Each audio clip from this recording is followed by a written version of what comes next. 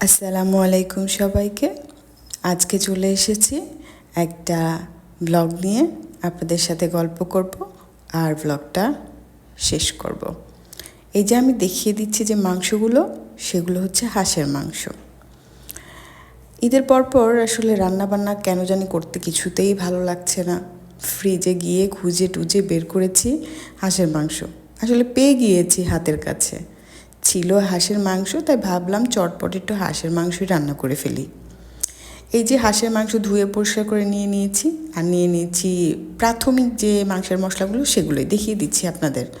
এটা হচ্ছে এলাচি, লবঙ্গ, দারচিনি, পেঁয়াজ, তেজপাতা, এগুলো সব কুচি করে সব কিছু নিয়ে ধুয়ে আমি কড়াইতে বসে আছি।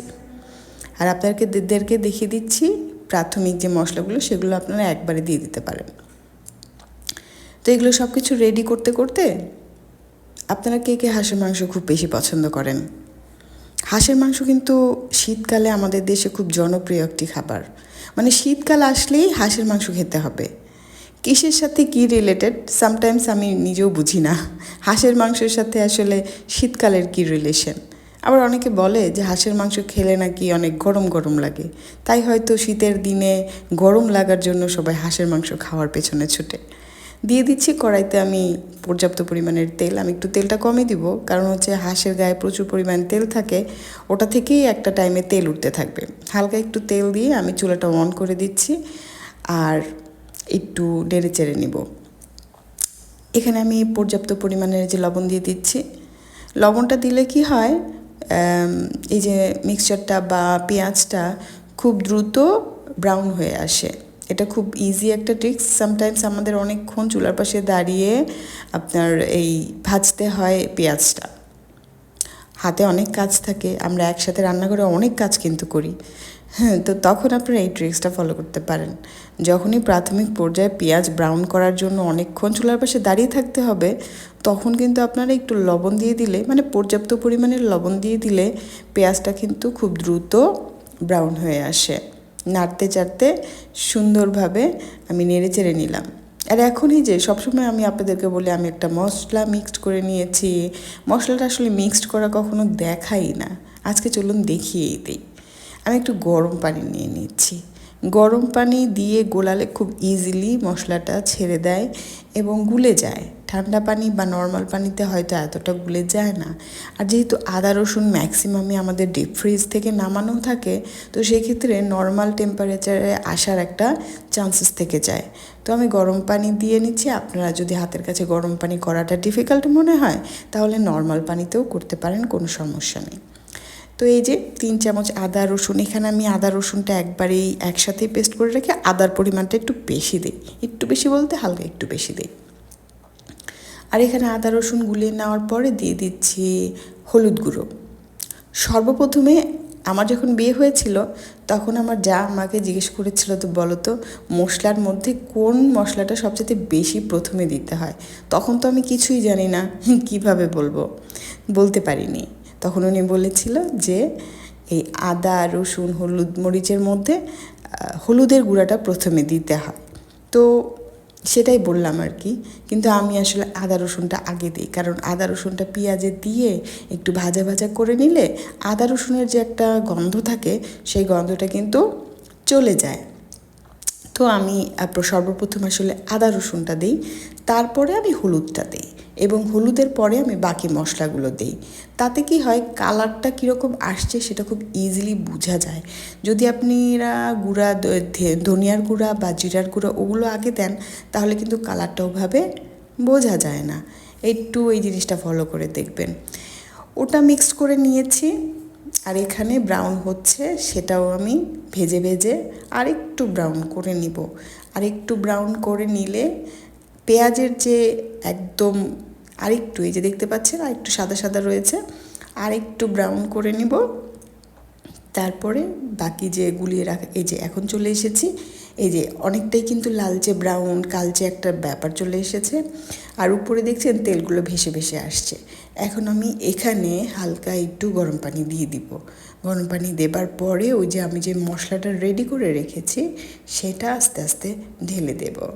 এখন এটাকে আবার ভালো করে নেড়ে চেড়ে মিক্স করে নিতে হবে, যেহেতু আমি পানিটা দিয়েছি। মশলাটা দিতে দিতে ওই অল্প একটু পানিটা শুকিয়ে যাবে। এখন মশলাটা দিয়ে দিব। এটা যেহেতু গরম পানি দিয়ে করা, এটা এখনও গরমই আছে, তো খুব দ্রুত পাক উঠে গেছে, দেওয়ার সাথে সাথে দ্রুত পাক উঠে গেছে। আর আপনারা যদি নর্মাল পানি দিয়ে করেন তাহলে কিন্তু পাকটা উঠতে একটু দেরি হবে। আমি আমার ওই পাত্রটা ধুয়ে আবার একটু গরম পানি দিয়ে মশলাটাকে দিয়ে দিয়েছি। এখন নেড়ে চেড়ে মিক্স করে নিব, যাতে মশলাটা কষে আসে। মশলা কষে আসার পরে আমি মাংসটা ঢেলে দেব। কিন্তু এই সমস্ত যে কোনো রান্নাতেই আপনাদের খেয়াল রাখতে হবে যে মশলা কষানোটা কিন্তু খুব ইম্পর্ট্যান্ট। ভালোভাবে মশলাটা কষে যখন তেলটা উপরে চলে আসবে, তখনই আপনারা মাছ, মাংস, সবজি যেটাই বলেন না কেন সেটা ছাড়বেন। আমার মনে হচ্ছিল যে হাঁসের মাংস যেহেতু রান্না করব, রঙটা একটু লালচে কড়া আসতে হবে। আমার এই মরিচটার ঝাল তেমন নেই, তেমন বলতে টোটালি নেই, জাস্ট কালারটাই হয়। আমার বাসায় আমরা অতটা ঝাল খাই না, আমি একদমই ঝাল খেতে পারি না। আমার হাজব্যান্ড ঝাল খায় বলে ও এক্সট্রা মরিচ খায়। আর এই যে দেখতে পাচ্ছেন, আবার কিন্তু মিক্স করে নিচ্ছি ওই লাল মরিচের গুঁড়াটা।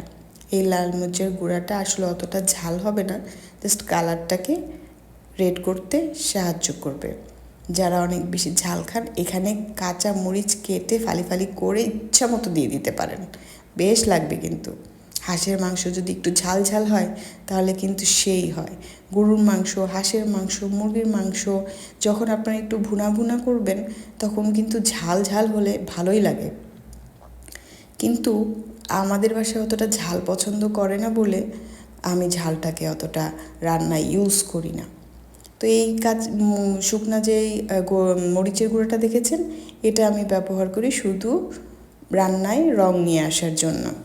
এখন হাঁসের মাংসটা ভালোভাবে আমি মিক্স করে দিচ্ছি মশলার সাথে, কষিয়ে রাখা মশলার সাথে। আরেকটা বিষয় হচ্ছে, হাঁসের মাংসতে কিন্তু প্রচুর পেঁয়াজ লাগে, প্রচুর পেঁয়াজ লাগে। হাঁসের মাংস মজাই হয় পেঁয়াজের গুণে বলা চলে। এই যে দেখুন, পর্যাপ্ত পরিমাণে তেল উঠে গেছে হাঁসের মাংস থেকে। এই কারণে যখন আমি মশলা কষিয়েছিলাম তখন কিন্তু খুব অল্প পরিমাণের তেল দিয়েছিলাম। আমি বারবার ভিডিওটা লেন্দি না করে রান্নার একদম লাস্ট পর্যায়ে আপনাদেরকে দেখিয়ে দিচ্ছি। হাঁসের মাংসটা একটু শক্ত ছিল, যার কারণে প্রচুর কষাতে হয়েছে। গ্রেভিটা খুব সুন্দরভাবে সুন্দর টেক্সচারে এসেছে, লবণ সব কিছুই ঠিক আছে। মাঝখানে আমি একবার চেখে নিয়েছিলাম। এখন নাড়াচাড়া করে আর একটু ঢেকে রেখে আমি ওয়েট করব একদম যেন পুরো তেলটুকু উপরে চলে আসে। এই যে দেখতে পাচ্ছেন, আমি তেলটা দেখি যে একদম পুরো খাসা তেল উঠে এসেছে। এটাকে আমি পরবর্তীতে ফেলে দিব। আবার রান্নাটা শেষ হয়ে গেছে। এখন আমি চলে এসে সার্ভ করতে একটা সার্ভিং বোল নিয়ে নিয়েছি এবং সার্ভ করে ফেলছি। আজ আমরা এই হাঁসের মাংস খাবো হচ্ছে রুটি দিয়ে। কেমন লাগলো আমার এই হাঁসের মাংস রান্না? আপনারা কিভাবে হাঁসের মাংস রান্না করেন? যদি আমার ভিডিওতে কোনো ভুল ত্রুটি বা টিপস দেওয়ার থাকে, প্লিজ কমেন্ট বক্সে এসে দিয়ে যাবেন, উপকৃত হব। আর আপনারা ভালো থাকবেন, আমার পরিবারের জন্য দোয়া করবেন। আপনাদের সবাইকে শুভকামনা, অনেক বেশি ভালোবাসা জানিয়ে বিদায় নিচ্ছি। খোদা হাফেজ।